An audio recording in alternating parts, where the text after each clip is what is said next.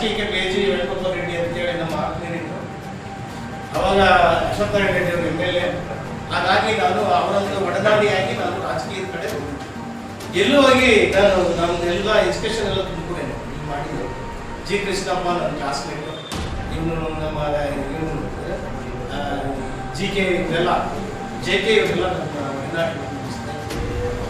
ಹಾಗಾಗಿ ನಾವು ಆ ಕಡೆ ಹೋಗಿ ಈ ಕಡೆ ಬಂದ್ಮೇಲೆ ನಮ್ಮ ಮುನಿಯಪ್ಪ ಅವರು ಇವರೆಲ್ಲ ಬಹಳ ಸ್ಟ್ರಾಂಗ್ ಆಗಿದ್ರು.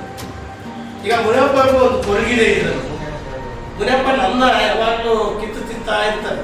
ನನಗೆ ಯಾವುದೇ ಒಂದು ಕಾರ್ಯಕ್ರಮ ಮಾಡಬೇಕು ಅಂತಂದ್ರೆ ಅದಕ್ಕೆ ಜನ ಇರಬೇಕು, ಅದಕ್ಕೆ ಜನ ಬೆಂಬಲ ಇರಬೇಕು.